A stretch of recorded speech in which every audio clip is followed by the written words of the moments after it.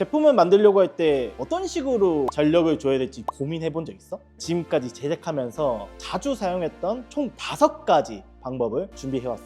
그럼 가볼까?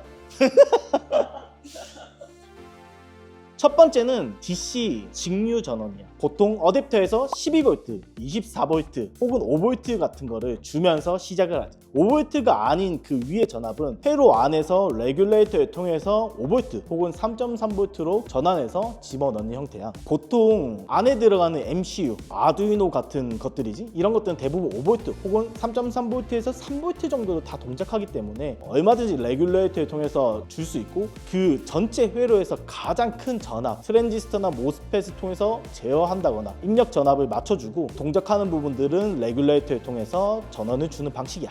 두 번째는 AC, 교류 전원이야. 어댑터를 따로 거치지 않고 바로 AC 전원을 집어넣어주면 회로 안에서 AC 전원을 작은 DC 전원으로 바꿔주는 그런 것들을 통해서 전원을 주는 거지. 그런데 나는 그 방법들은 권장하지 않아. 왜냐면은 AC 전원이다 보니까 인증 부분에서도 조금 어려운 부분들이 있어. 그렇기 때문에 가능하면 권장하지 않아. 하지만 실험실 단계 혹은 테스트 단계에서 이게 훨씬 더 편하겠다 싶으면 만들어 주기도 하고, 릴레이로 그 전원을 제어해서 LED를 켜거나 아니면 팬을 돌리는 이런 경우에만 만들어주지.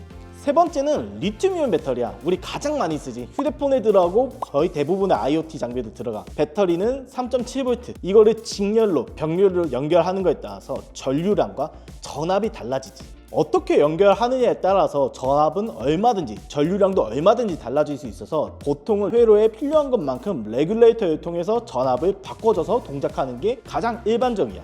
네 번째 방법은 일상에서 많이 만나는 AAAAA 같은 건전지를 사용하는 거야. 건전지는 1.5V, 3V, 9V, 12V 등 여러 가지 전압을 가진 건전지들이 있어. 이것들의 최대 단점은 전류량이 너무 낮은 거야. 애초에 배터리의 양도 작은데 사이즈도 작잖아. 그리고 충전도 안 돼.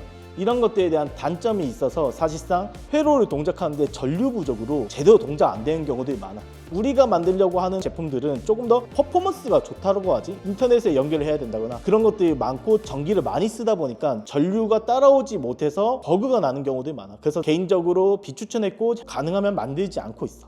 다섯 번째는 OTG 시스템이야. 처음 들어보지? 나도 잘 안 써본 그런 시스템인데 이름이 USB 온더고. 휴대폰에 꽂아서 휴대폰으로부터 전기를 끌어다 쓰는 그런 시스템이야. 이것도 개발해서 납품을 하긴 했지만 특수 상황에서는 정말 괜찮은 선택지다 라고 정도 말하고 싶어.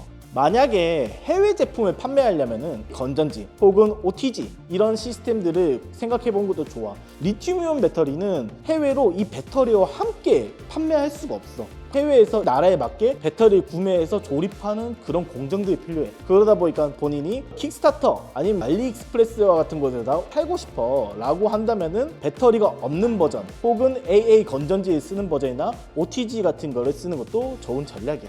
물론 이거 말고도 다양한 아이템들이 있어요. 이런 방식들은 솔직히 그걸 고민할 정도면 이 유튜브를 보고 있지 않을 것 같아. 그렇기 때문에 그런 건 다 제외하고 리튬이온 배터리와 DC 전원을 쓴다, 이것부터 생각하는 게 가장 마음이 편해. 그러면은 제품 제작하면서 궁금한 점 있으면 언제든지 댓글 남겨줘. 항상 지켜보고 있을게. 청년차업거 고너였어. 안녕.